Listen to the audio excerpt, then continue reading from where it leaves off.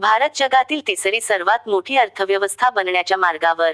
जर्मनीला पछाडून भारत बनला जगातील चौथी सर्वात मोठी अर्थव्यवस्था. नमस्कार मित्रांनो, जगातील सर्वात मोठ्या अर्थव्यवस्थांमध्ये भारत आता चौथ्या स्थानी आला आहे आणि तिसऱ्या क्रमांकावर पोहोचण्याच्या मार्गावर आहे. या व्हिडिओमध्ये आपण पाहणार आहोत भारताची आर्थिक वाढ, क्षेत्र, निर्यात, FDI, युवा ताकद आणि भविष्याचा अंदाज. तर चला मित्रांनो, व्हिडिओला सुरुवात करूया. मुद्दा नंबर 1, जागतिक अर्थव्यवस्थेत भारताची स्थिती. 2025 मध्ये जगातील शीर्ष 5 अर्थव्यवस्थांचा क्रम असा आहे. Number 1 USA $26.9 trillion. Number 2 China $19 trillion. Number 3 Japan $4.9 trillion. Number 4 India $4.18 trillion. Number 5 Germany $4 trillion. याचा अर्थ भारत आता जर्मनी, UK आणि फ्रान्स सारख्या अर्थव्यवस्थांपेक्षा मोठा झाला आहे. IMFच्या अंदाजानुसार 2030 पर्यंत भारत GDP 10 ते 12 ट्रिलियन पर्यंत पोहोचू शकतो आणि तिसऱ्या क्रमांकावर येण्याची शक्यता आहे. मुद्दा नंबर 2, भारताची GDP दर वाढ. भारताची आर्थिक वाढ दर 6 ते 7% आहे, तर चीन सध्या सुमारे 5% दराने वाढत आहे. यामुळे भारत जगातील टॉप 5 फास्टेस्ट ग्रोईंग इकॉनॉमीज मध्ये आहे. ही वाढ केवळ आकडेवारी नाही, तर भारतीय लोकशक्ती, नवोद्योग आणि आर्थिक सुधारणांचा फळ आहे. मुद्दा नंबर 3, इतिहास आणि आर्थिक सुधारणा. भारताने 1991 मध्ये आर्थिक सुधारणा केल्या. लिबरलायझेशन, प्रायव्हेटायझेशन आणि ग्लोबलायझेशन यासारखे महत्त्वाचे निर्णय घेतले. यामुळे FDI सुलभ झाले आणि एक्सपोर्ट आणि इम्पोर्ट पॉलिसी सुधारली. 2000 ते 2020 पर्यंत IT आणि सर्व्हिस सेक्टर बूम झाला.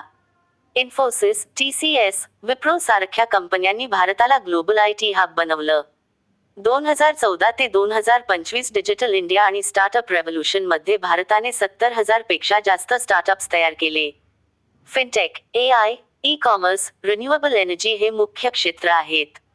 भाजप सरकारने मेक इन इंडिया आणि प्रोडक्शन लिंक्ड इन्सेंटिव्ह इनिशिएटिव्ह सुरू केले.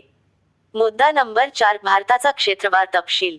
सेवा क्षेत्रात GDP 55% योगदान देत आहे. यामध्ये IT, सॉफ्टवेअर, फार्मा, बँकिंग आणि टुरिझम हे मुख्य सेक्टर आहेत.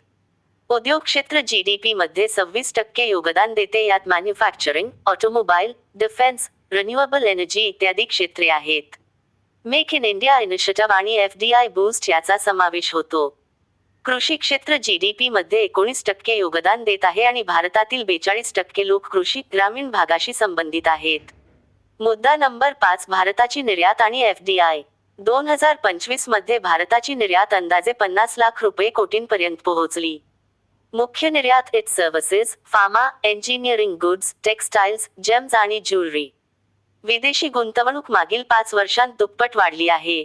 याशिवाय टेक्नॉलॉजी, रिन्युएबल एनर्जी आणि मॅन्युफॅक्चरिंग मध्ये भारताला मोठा फायदा मिळाला आहे. मुद्दा नंबर 6, भारताचा भविष्यातील अंदाज आणि युवा ताकद. 2030 पर्यंत भारताची GDP 10 ते 12 ट्रिलियन अमेरिकन डॉलर होण्याची शक्यता आहे. भारतात 65% लोकांचे वय 35 वर्षाखाली आहेत. ही युवा ताकद देशाला नवीन ऑपॉर्च्युनिटीज देते. स्किल्ड वर्कफोर्स, स्टार्टअप इकोसिस्टम म्हणजे उच्च इकॉनॉमिक ग्रोथ आहे. Digitalisation, AI, renewable energy, infrastructure, ease of doing business यामध्ये सुधारणा आणि एक्सपोर्ट प्रमोशन हे मुख्य प्रेरक घटक आहेत. मुद्दा नंबर 7, भारताचे रोचक तथ्ये काय आहेत बघू. भारताची मिडल क्लास पॉप्युलेशन सुमारे 500 मिलियन आहे. इंटरनेट युजर्स 1.2 बिलियन आहेत. स्टार्टअप युनिकॉर्न्स 105 पेक्षा जास्त आहेत. इंडिया ग्लोबली रेकग्नाइज्ड आहे. रिन्युएबल एनर्जी कपॅसिटी 175 गिगावॉट एवढी आहे. मुद्दा number 8, conclusion, call to action. 4.18 trillion GDP आणि चौथ्या क्रमांकावर पोहोचल्यामुळे भारत जगाच्या आर्थिक नकाशावर ठळकपणे चमकत आहे. भविष्यात तिसऱ्या क्रमांकावर पोहोचणे फक्त आकडेवारी नाही, तर भारतीय लोकशक्ती, उद्योग आणि तंत्रज्ञानाचा जोर आहे. मित्रहो, तुम्ही काय विचार करता? भारत लवकरच तिसऱ्या क्रमांकावर पोहोचेल का? तुम्हाला जर हा व्हिडिओ आवडला असेल तर कमेंट करून सांगा. तसेच व्हिडिओला लाईक करा आणि व्हिडिओ शेअर करा.